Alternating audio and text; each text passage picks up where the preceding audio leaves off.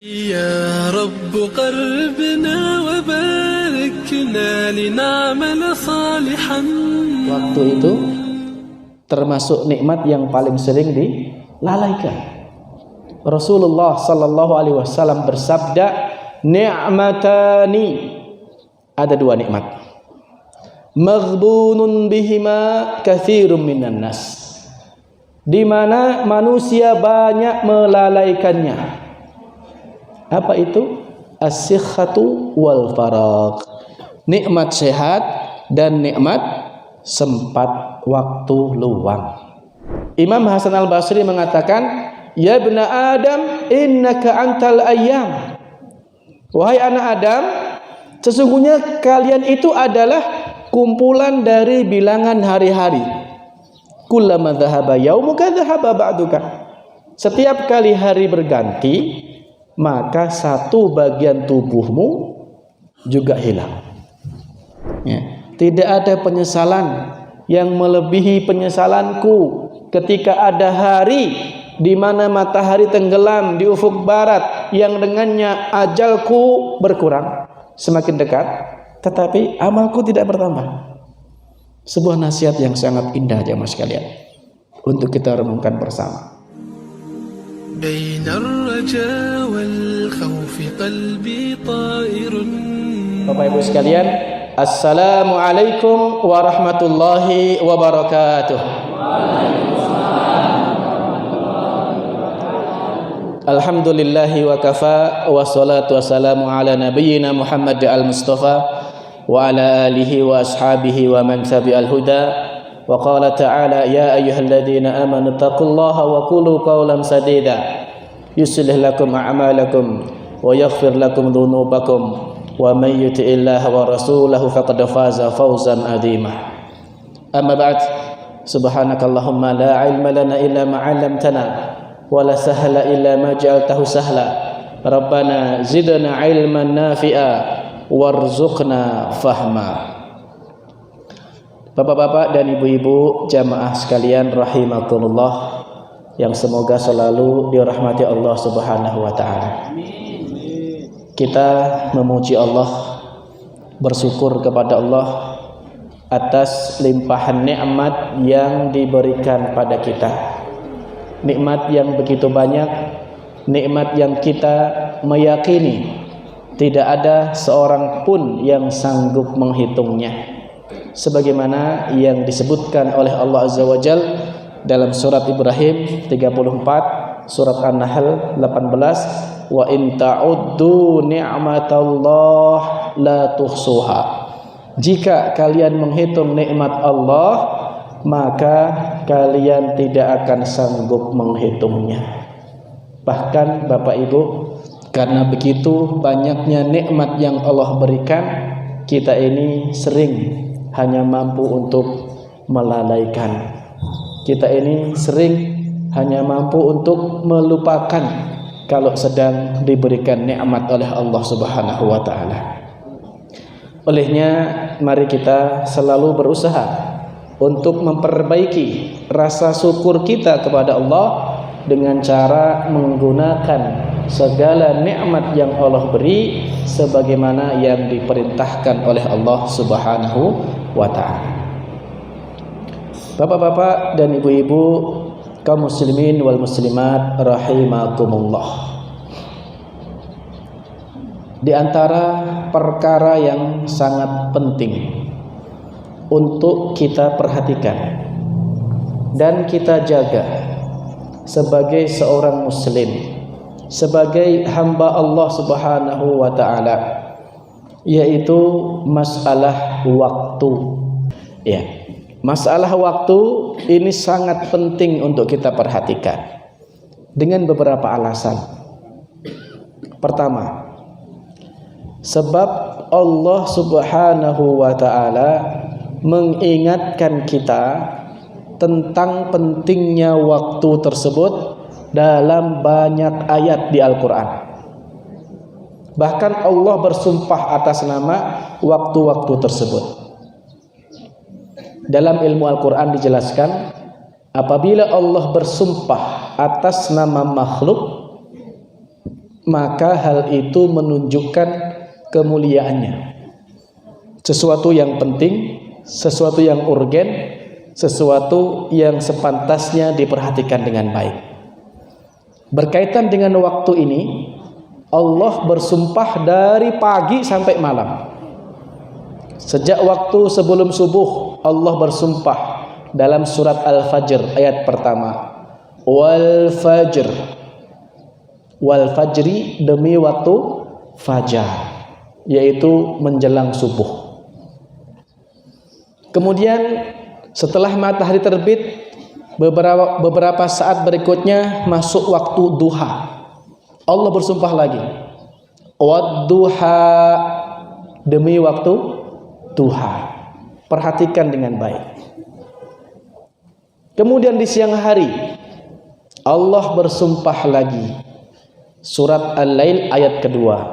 Wan nahari idza tajalla, demi waktu siang yang terang benderang. Masuk waktu sore hari, ketika sebuah bayangan lebih panjang dari tinggi sebuah benda. Masuk waktu asar, Allah bersumpah wal asr, demi waktu asar. Perhatikan dengan baik. Matahari tenggelam, masuk waktu malam, Allah bersumpah lagi. Wal laili idza yakhsha, demi malam apabila telah menyelimuti. Surat Ad-Duha ayat kedua. Wal laili idza saja, demi waktu malam yang sunyi. Dari waktu fajar, duha, siang, asar, malam, Allah Subhanahu wa ta'ala bersumpah atas waktu-waktu tersebut. Maka hal ini memberikan pelajaran kepada kita tentang pentingnya memperhatikan dan menjaga waktu.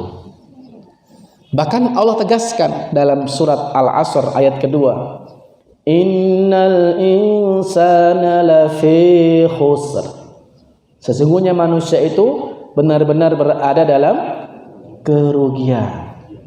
Itu terjadi kalau tidak mampu memanfaatkan waktunya dengan baik. Akan mendapatkan kerugian fid dunya wal akhirah.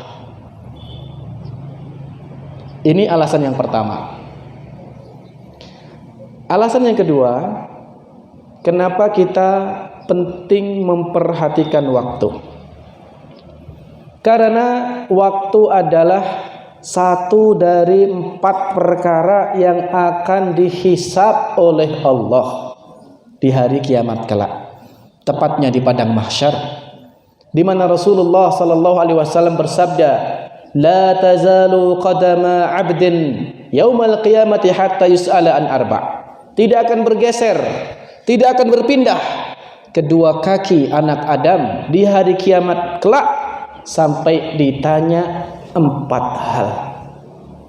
Pertama, an umrihi fima afnah, tentang umurnya, untuk apa dia habiskan.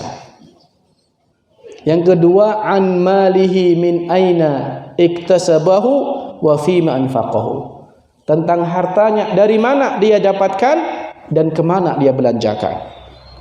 Yang ketiga, an ilmihi madza amila bih, tentang ilmunya, apa yang telah dia amalkan. Dan yang keempat, wa an jismihi fima ablah, tentang anggota tubuhnya, lelahnya untuk apa, capeknya untuk apa, letihnya untuk apa ia gunakan. Yang pertama dari 4 hal tadi adalah tentang umur, yaitu waktu yang Allah berikan kepada seorang hamba ketika hidup di dunia ini. Maka penting untuk kita perhatikan. Alasan yang ketiga, kenapa kita penting untuk menjaga, memperhatikan masalah waktu ini? Karena waktu adalah nikmat yang paling sering dilalaikan oleh manusia. Waktu itu termasuk nikmat yang paling sering dilalaikan. Rasulullah sallallahu alaihi wasallam bersabda, ni'matani, ada dua nikmat, maghbunun bihima katsirun minan nas, di mana manusia banyak melalaikannya. Apa itu? As-sihhatu wal faragh, nikmat sehat dan nikmat sempat waktu luang. Aslinya nikmat Bapak Ibu, aslinya nikmat, tetapi manakala tidak digunakan sebagaimana mestinya, nikmat tadi berubah menjadi musibah. Sebagaimana penjelasan para ulama, kullu ni'matin la tuqarribu ila Allah fahiya baliyah. Setiap nikmat yang tidak menjadikan lebih dekat kepada Allah, hakikatnya bukan nikmat, tetapi itu adalah musibah. Ini monggo kita pahami dengan baik. Hakikat nikmat adalah apabila dengan keberadaan nikmat itu menjadikan kita lebih dekat kepada Allah. Tapi kalau justru menjauhkan kita dari Allah, itu bukan nikmat, tetapi musibah.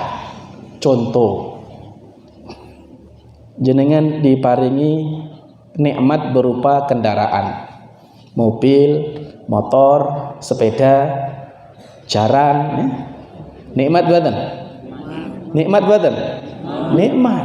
Tapi meniku masih koma, tesih koma niku. Dia akan jadi nikmat kalau keberadaan kendaraan itu menjadikan panjenengan lebih dekat pada Allah. Jika kendaraan digunakan untuk bekerja, mencari nafkah yang halal untuk menghidupi keluarga, nikmat. Mobil digunakan untuk menghadiri majelis pengajian, nikmat. Mobil digunakan untuk ke masjid, nikmat. Mobil digunakan untuk membantu tetangganya, saudaranya yang membutuhkan bantuan, nikmat. Kenapa? Karena kendaraan tadi mendatangkan pundi-pundi kebaikan. Paham? Tetapi kalau seandainya diberikan kendaraan, lalu setelah itu justru semakin jauh dari Allah. Barang duwe kendaraan ora tau ketok ning masjid, lam ceng-ceng terus. Diberi kendaraan malah pacaran, maksiat. Maka saat itu kendaraannya berubah menjadi musibah. Kenapa? Karena dengan adanya kendaraan itu justru dia semakin bertambah dosa-dosanya pada Allah. Paham? Contoh lain, jenengan umpaminipun diberikan pekerjaan, nikmat pekerjaan itu, tetapi dia akan jadi nikmat kalau dengan adanya pekerjaan itu membuat kita semakin dekat kepada Allah. Wayai salat, yo tetap salat.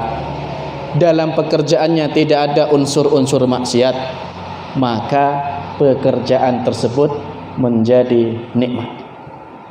Tapi kalau sebaliknya, bekerja, tetapi setelah bekerja di sebuah tempat dengan pekerjaan tertentu justru malah semakin jauh dari Allah, ketahuilah pekerjaannya itu bukan nikmat tetapi musibah. Ada orang diberikan pekerjaan, setelah itu malah ora iso salat, malah disuruh membuka aurat atau dipaksa memakai pakaian khasnya agama lain, maka pada saat itu pekerjaannya berubah menjadi musibah, karena justru hanya menambah dosa demi dosa.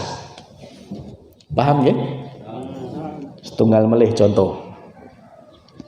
Banyak, setiap nikmat kalau tidak menjadikan dekat pada Allah musibah. Bapak-bapak punya istri? Punya, Pak?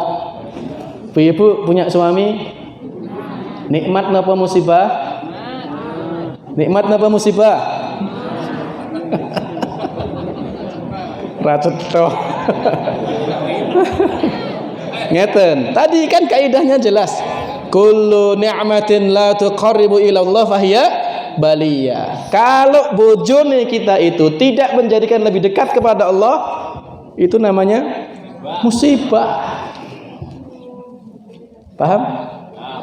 Orang kalau sudah menikah, lalu dengan pernikahannya itu tambah sregep ngibadahe, tambah rajin sholate, rajin jamaahe, dinafkahi dengan yang halal, maka saat itu pasangan menjadi nikmat. Tapi kalau sebaliknya, ada orang menikah, tapi setelah menikah justru semakin jauh dari Allah. Ora tau ning masjid, keporo malah murtad. Ada menikah tapi malah murtad. Wonten mboten? Nah, saat itu pernikahannya bukan nikmat. Bojone menjadi musibah karena semakin menjauhkan dari Allah. Allah ingatkan niku dalam Al-Qur'an surat At-Taghabun, ya ayyuhalladzina amanu inna min azwajikum wa auladikum aduwwan lakum fahdharuhum. Wahai orang-orang yang beriman, sesungguhnya di antara pasangan-pasangan kalian itu dan anak-anak kalian aduwwan lakum, akan ada yang jadi musuh bagi kalian, fahdharuhum, maka berhati-hatilah. Kalau kemudian tidak menjadikan kita lebih dekat kepada Allah, itu bukan nikmat. Anak juga seperti itu. Diberikan rezeki nikmat berupa anak, tapi jangan dianggap itu langsung otomatis jadi nikmat. Dia akan jadi nikmat kalau kita tunaikan amanah dengan benar. Dengan hadirnya anak itu menjadikan pundi-pundi pahala kita bertambah. Dididik dengan benar, jadi anak yang saleh, anak yang taat kepada Allah, anak yang berbakti pada orang tua, itu anak yang menjadi nikmat. Tapi kalau yang terjadi sebaliknya, anaknya justru semakin menjauhkan orang tuanya dari Allah Subhanahu wa taala, maka saat itu anak bukan lagi jadi nikmat. Ujian, cobaan. Suatu ketika Nabi pernah bertanya kepada para sahabat, Atadaruna, apa kalian tahu? Tahukah kalian siapa itu orang yang mandul? Ar-Raku. Siapakah orang yang mandul itu? Ya.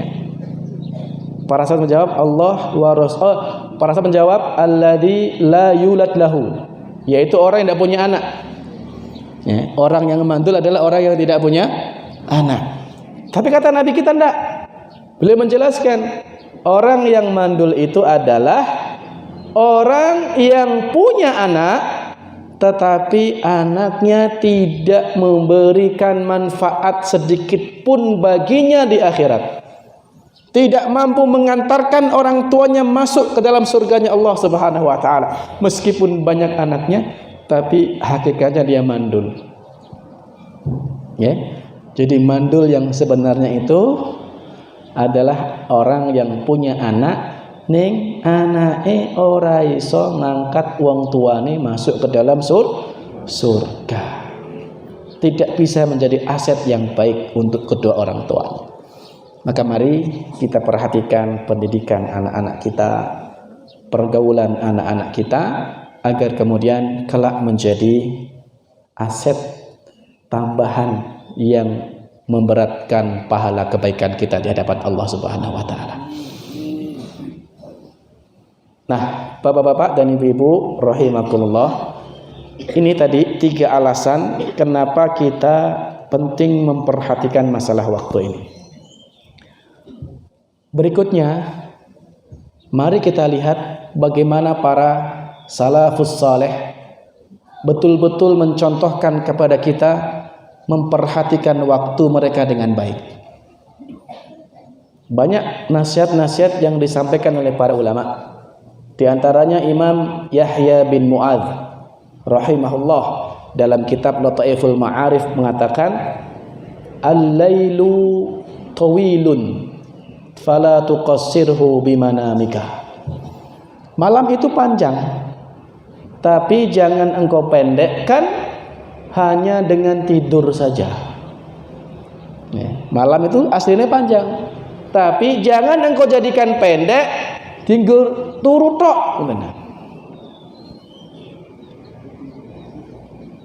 Imam Syafi'i mencontohkan, beliau itu membagi malam ke dalam 3 bagian.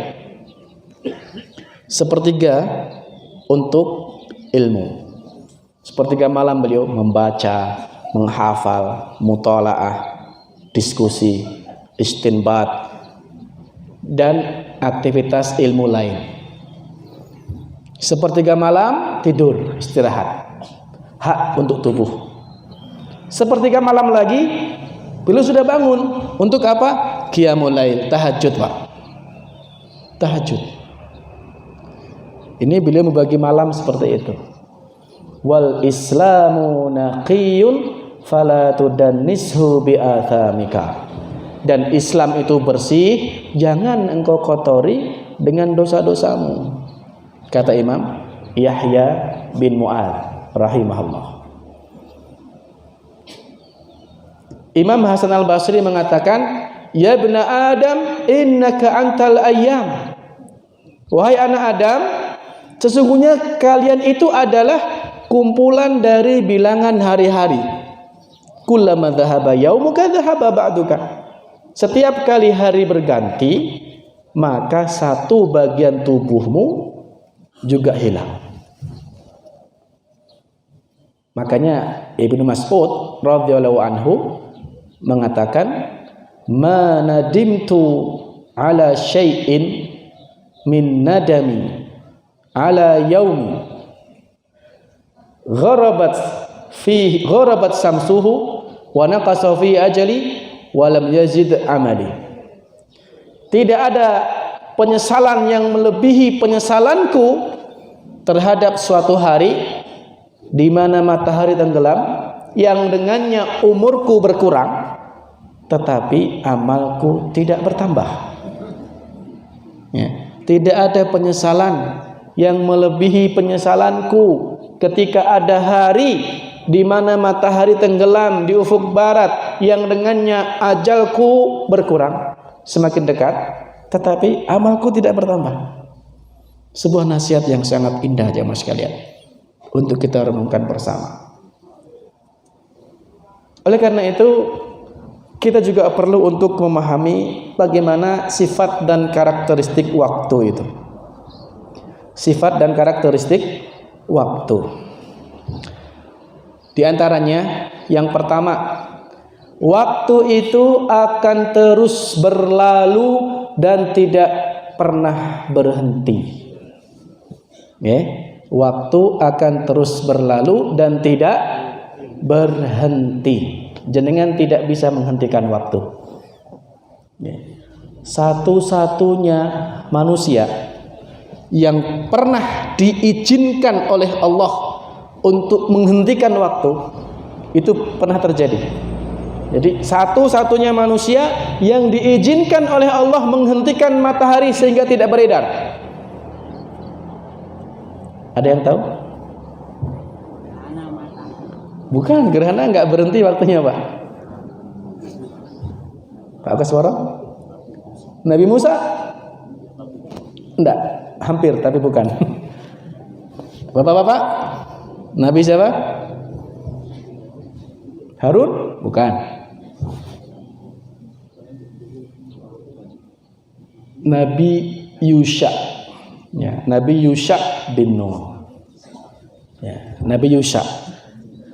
Kalau dalam Al-Quran itu enggak disebutkan secara spesifik, tapi tersirat ada surat Al-Kahfi ayat kalau nggak salah 62, 63, 64, ya, yang mengisahkan Nabi Musa bersama pemuda muridnya bawa ikan, nyari Khidir, sampai di lautan ikannya loncat. Itu Yusha itu. Yusha itu keturunan Nabi Yusuf.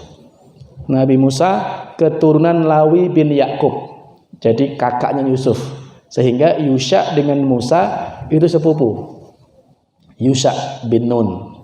Kalau dalam Bible disebutnya Yosua. Nah, dalam Islam Yusha bin Nun. Nah, Yusha ini menjadi penerus Nabi Musa alaihissalam. Ketika saat itu Bani Israel tersesat 40 tahun, hendak masuk ke Baitul Maqdis di Palestina. Saat itu hari Jumat, Nabi Yusha bersama kaumnya berperang melawan musuh-musuh Allah, orang-orang yang durhaka pada Allah, untuk memasuki Baitul Maqdis. Sementara syariatnya Bani Israel saat itu hari Sabtu khusus ibadah, gak boleh ada aktivitas lain apalagi perang.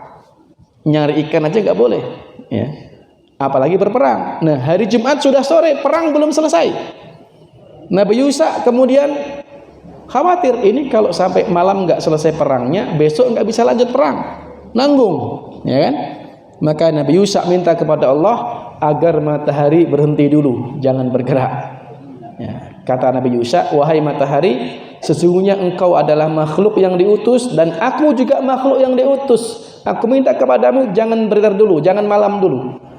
Maka waktu berhenti sampai Nabi Yusha menyelesaikan peperangan dan menang, masuk Baitul Maqdis, baru bergerak lagi. Dan itu hanya terjadi satu kali dan tidak pernah terulang lagi. Waktu akan terus berlalu dan cepat sekali ya. Corona ini pula ngerti-ngerti wis 3 tahun tuh nih ya. Koyo nek wingi jumlahnya wis 3 tahun ya. Itu yang pertama, waktu akan terus berlalu dan tidak akan pernah berhenti. Itu sifat yang pertama. Sifat yang kedua, waktu itu tidak bisa diulang. Ribet? Waktu nggak bisa diulang. Sing wis tuwa ora bakal dadi nom. Sing wis nom ya ora iso malah dadi cilik maneh. Ya, bedak pupur niku tidak mengembalikan usia. Gur marai glowing tok niku. Ya to, gur glowing tok. Ning ora iso dadi nom meneh, nggak bisa. Ya. Masa lalu sudah terjadi, akan jadi kenangan. Tinggal hari ini jadi masa lalunya besok pagi ya. Hari ini jadi masa lalu besok pagi. Maka apabila jenengan, jika Anda punya masa lalu yang tidak layak dikenang, saking eleknya mungkin, maka buatlah masa depan yang pantas untuk diceritakan. Cocok? Nah, pasang status. Level ini, jika Anda punya masa lalu yang tidak layak dikenang, buatlah masa depan yang pantas untuk diceritakan. Jika Anda punya mantan yang menyakiti, carilah masa depan yang memuliakan. Ya, tentang cocok. Ini inspirasi Bapak Ibu dari Al-Quran, surat Asy-Syu'ara ayat 83-84. Asy-Syu'ara 83-84 itu doanya Nabi Ibrahim. Nabi Ibrahim berdoa, diabadikan dalam Al-Quran, Rabbi habli hukma wa alhiqni bis salihin. Ya Allah, berikanlah aku ilmu dan kumpulkan bersama orang-orang yang saleh. Waj'alli lisana sidqin fil akhirin. Dan jadikanlah aku sebagai buah tutur yang baik untuk orang-orang sesudahku. Nah, Nabi Ibrahim mencontohkan kepiye carane agar kita ini menjadi buah tutur yang baik bagi generasi sesudah kita, bukan bukan buah tutur yang jelek. Artinya apa? Dimanapun jenengan tinggal, terus pindah tempat, orang-orang yang jenengan tinggalkan itu jangan sampai mengenang jenengan yang buruk-buruk, tetapi yang dikenang adalah yang baik-baik. Paham? Ya, jadi dimanapun kita berada, entah pindah karena pindah kerja, pindah tempat, atau pindah ke kuburan, jangan biarkan orang mengenang kita keburukan-keburukan kita. Biarkan orang mengenang kita sing dielingi niku apik-apike, ngoten lho. Ketika disebut nama kita, orang ingat, oh itu toh yang rajin ke masjid. Oh, itu ibu yang rajin berpuasa. Oh, itu bapak yang wakaf masjid ini, yang bangun masjid itu, dan seterusnya dan seterusnya. Paham ya? Nah, khususnya kita ini dikenang yang baik kepada anak-anak kita. Anak-anak kita, jangan sampai anak-anak kita itu mengenang kita kok elek-elek itu, buruk-buruknya jangan sampai. Makanya dalam kajian parenting itu, nyuwun sewu, seandainya bapak-bapak dan ibu-ibu mengalami masalah menjenengan rumah tangga kan kadang-kadang ada angin, ada badai itu. Nek jenengan pas bermasalah antara suami istri, nyuwun sewu, jangan sampai di depan anak-anak jenengan. Nggih. Nek pas padu ning ojo nganti. Nek delalah pas padu jangan sampai di depan anak-anak jenengan. Karena kapan terjadi jenengan akan kehilangan jadi figur idola anak-anak. Anak-anak sudah tidak akan menganggap jenengan sebagai idola lagi. Biarkan anak-anak mengetahui Anda itu sebagai sosok yang pantas untuk diidolakan oleh anak-anak jenengan. Anak-anak itu tahu nih, bapak itu rajin di masjid, ibu itu rajin ngaji, dan seterusnya dan seterusnya. Paham ya? Dimpet seperti itu. Nah, ini bagaimana agar kita mendidik anak kita dengan baik, dengan keteladanan niku wae. Jadi waktu dia tidak akan pernah berulang. Yang ketiga, sifat waktu. Waktu itu tepat dan akurat. Tepat dan akurat. Sehari semalam 24 jam. Jenengan tidak bisa mengurangi, tidak bisa juga menambah. Artinya apa? Jika waktu yang ditentukan untuk kita sudah habis, ora iso semoyo. Fa idza jaa ajaluhum la yastakhiruna sa'atan wa la yastaqdimun. Jika ajal sudah sampai, tidak ada seorang pun yang sanggup menundanya atau memajukannya meskipun hanya sesaat. Jadi kematian sudah pasti akan terjadi. Tinggal bagaimana kita mempersiapkan kita ini mau mati yang bagaimana? Kita ini mau mati yang bagaimana? Itu yang perlu kita perhatikan, perlu untuk kita persiapkan.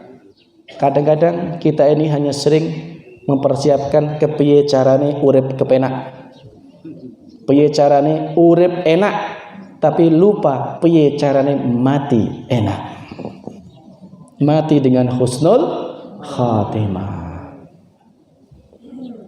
Nah, bapak-bapak dan ibu-ibu yang dimuliakan Allah Subhanahu wa taala, bagaimana agar kita menjadi orang-orang yang tidak merugi? Bagaimana caranya agar kita menjadi orang-orang yang beruntung berkaitan dengan masalah waktu ini? Dijelaskan oleh Imam Wahab ibn al-Munabbih. Beliau menyebutkan haqqun 'alal 'aqili alla yaghfula an arba'i sa'at.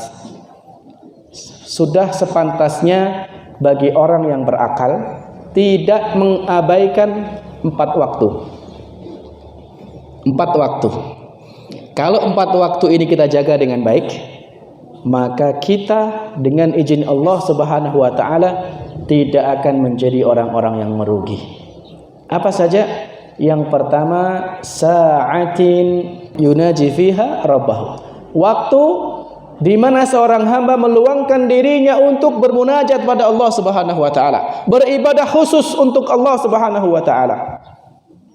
24 jam sehari semalam harus ada waktu yang kita luangkan khusus. Oh, ini jatahku dengan Allah. Tidak diganggu dengan aktivitas dunia, tidak diganggu dengan mikir pekerjaan, tidak diganggu dengan keluarga, tidak diganggu sapine, weduse, sawai. Wah, pokoknya waktu ini khusus antara saya dengan Allah. Mungkin bapak ibu bisa meluangkan waktunya di sepertiga malam terakhir, atau setelah subuh, atau maghrib isya, ya, atau waktu-waktu lain sesuai dengan kemampuan kita. Intinya harus ada waktu yang memang kita luangkan untuk beribadah pada Allah dengan sholat, tahajud, dzikir, doa, baca Quran dan semacamnya. Paham ya? Ini yang pertama. Yang kedua, sa'atin yuhasibu fiha nafsah.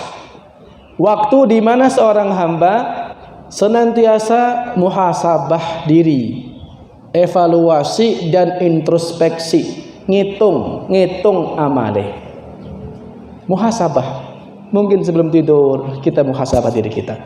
Hari ini kewajiban-kewajiban kepiye?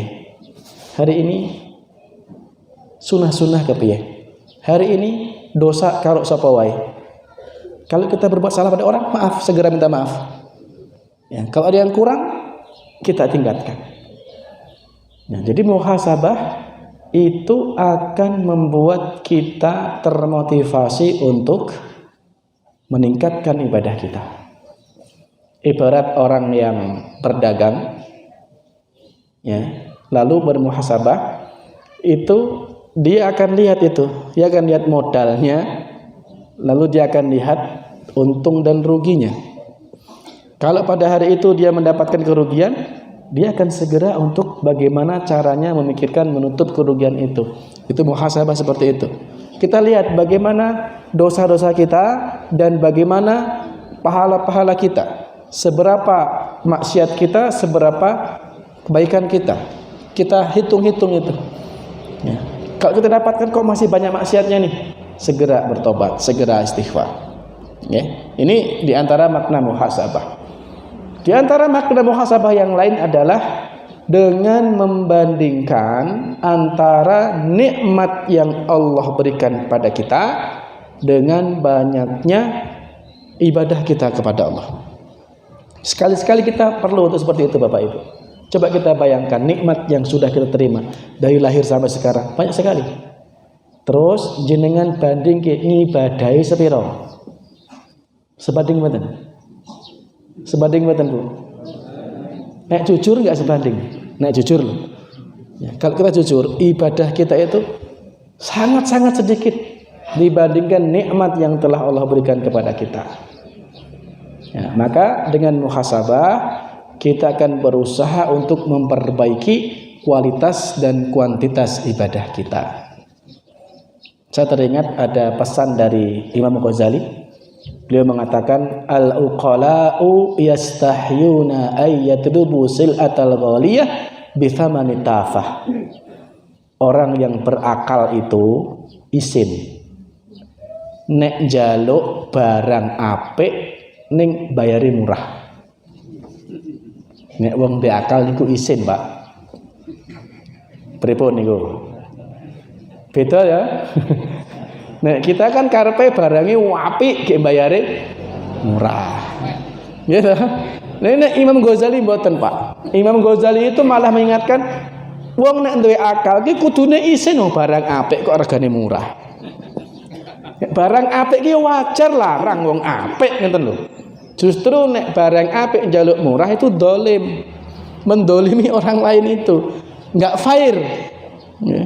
Nek barang elek murah wajar, barang apik kok dibayarin murah. Seolah-olah seperti ini Bapak Ibu. Kita ini dalam doa-doa kita sering meminta kepada Allah, ya Allah, masukkanlah kami ke dalam surga Firdaus. Nggih mboten? Jaluke surga Firdaus. Ning kelakuane maksudnya gitu. Kalau kita ingin surga Firdaus, maka bayarlah dengan ibadah yang sebanding. Nek pengine surga Firdaus, yo salate sing apik, poso sing bener, zakat sedekah, minta Firdaus, wajar. Ngoten lho. Jangan sampai kita ini minta Firdaus tapi kelakuan kita tidak mencerminkan akhlak dan ibadahnya penghuni Firdaus. Ngoten lho. Mudah-mudahan paham punika. Yang ketiga, waktu yang perlu untuk dijaga. Wasa'atin, waktu yujalisu fiha ma'a ikhwanihi, yang ia luangkan untuk duduk bersama teman-temannya yang soleh. Waktu di mana kita meluangkan untuk bermajelis dengan orang-orang soleh. Seperti saat ini, kita yakin teman-teman kita orang-orang soleh, Pak. Ibu-ibu juga seperti itu. Minimal sepekan sekali berkumpul dengan orang-orang soleh, karena itu akan memberikan pengaruh yang positif dalam ibadah kita, dalam akhlak kita, dalam muamalah kita. Berkumpul dengan orang-orang soleh itu akan memberikan pengaruh yang baik, Pak. Sebaliknya, kalau berkumpul dengan orang-orang yang buruk juga akan memberikan pengaruh yang negatif, pengaruh yang tidak baik. Kanjeng Nabi nanti memberikan perumpamaan, mathalul jalisi solihi kahamilil misik. Perumpamaan teman duduk yang soleh itu seperti berteman penjual minyak wangi. Tapi kalau perumpamaan teman yang buruk seperti berteman dengan tukang pandai besi. Jenengan kalau berteman dengan tukang minyak wangi punya 3 kemungkinan. Mungkin diberi hadiah, gimana? Mungkin kalau beli harganya murah, koncone kok dapat diskon. Atau paling minimal kalau nggak diberi hadiah, nggak beli, minimal jenengan kecipratan bau wanginya. Maksudnya bagaimana? Kalau berteman dengan orang soleh, kemungkinan pertama, jika kita salah, teman kita akan ingatkan seolah-olah diberi hadiah. Jenengan makan tangan kiri, minum tangan kiri, gitu gur, weh, kuwi salah. Sing bener makan dengan tangan kanan, minum dengan tangan kanan. Diingatkan seolah-olah diberi hadiah minyak wangi. Kemungkinan kedua, kalau berteman dengan orang soleh, bisa bertanya, ini hukumnya apa? Caranya wudu kepiye? Dan semacamnya. Seolah-olah kita membeli dengan dapat diskon. Yang ketiga kemungkinannya, kalau enggak dikasih hadiah, tidak juga beli, nek cedak karo wong soleh, minimal kecipratan bau wanginya. Minimal ketika dekat dengan orang soleh, hati kita terhindar dari berbuat maksiat. Mang jajal, jenengan jajar karo ustad arep maksiat ora wani, ono ustad ning samping kan gitu. Ini seolah-olah kita dilindungi untuk berbuat maksiat. Nah, yang terakhir Bapak Ibu sekalian, waktu yang perlu untuk kita jaga adalah wasa'atin yakhlu fiha baina nafsihi wa ladzatiha fima yahil. Waktu di mana diluangkan untuk menikmati kelezatan dunia selama dalam koridor halal. Nung cerere menungso, gitu. Kita ini hidup di dunia, jangan lupakan kata Allah, wabtaghi fima ataakallahu daral akhirah wala tansa nasibaka minad dunya. Carilah bagianmu di akhirat, tapi jangan juga lupakan bagianmu di dunia. Boleh kita mengambil bagian dunia, Pak, Bu, dengan catatan sing penting halal. Tidak boleh ada unsur-unsur yang diharamkan Allah. Banyak kita menikmati kelezatan dunia, mangan, yang penting halal, olahraga, yang penting tidak haram, ya toh? Jalan-jalan bisa. Nabi itu juga mencontohkan yang demikian, Pak, Bu. Nabi itu mencontohkan yang demikian, ya. Nabi itu bahkan bersama orang-orang terdekat beliau, dengan istri beliau. Banyak ibadah-ibadah yang beliau lakukan bersama istri yang mungkin kita belum mengetahui. Contoh, Nabi itu dengan istri-istrinya, pertama, pernah yang namanya nobar, nonton bareng. Jangan dibayangkan nonton TV, jangan bayangkan nonton layar tancap, enggak, bukan bioskop juga bukan. Waktu itu Nabi bersama Aisyah nonton anak-anak Habasyah yang sedang latihan perang. Intinya pernah nonton barengnya itu loh. Nabi juga pernah olahraga bareng, lomba lari sama Aisyah, ya, 2 kali. Pertama Nabi kalah, kedua Nabi menang, impas. Nabi juga pernah yang namanya mandi bareng. Sunnah Pak nih Pak, Bu. Nyuwun sewu, nggih. Mungkin belum tahu toh. Nah, jadi Nabi itu dengan istri pernah mandi bareng, maksudnya bareng mandi. Masuk kamar mandi, tutup lawangi, mandi ning kono bareng. Satu ember bareng. Hadis tentang sifat mandi Nabi itu diceritakan ya karena mandi bareng itu, sehingga tahu. Nabi juga pernah makan bareng sama istrinya, bahkan minum bareng, dan bahkan Nabi meminum di gelas yang sama dengan gelas yang diminum oleh Aisyah, bahkan di tempat bibir yang sama.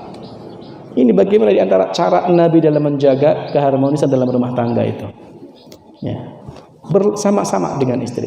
Nabi juga pernah sholat bareng, tahajud bareng, suami jadi imam, istri jadi makmum. Ini ada banyak hal yang bisa dikerjakan dengan bareng-bareng dengan istri, dan itu adalah bagian dari kenikmatan dunia yang justru bernilai pahala.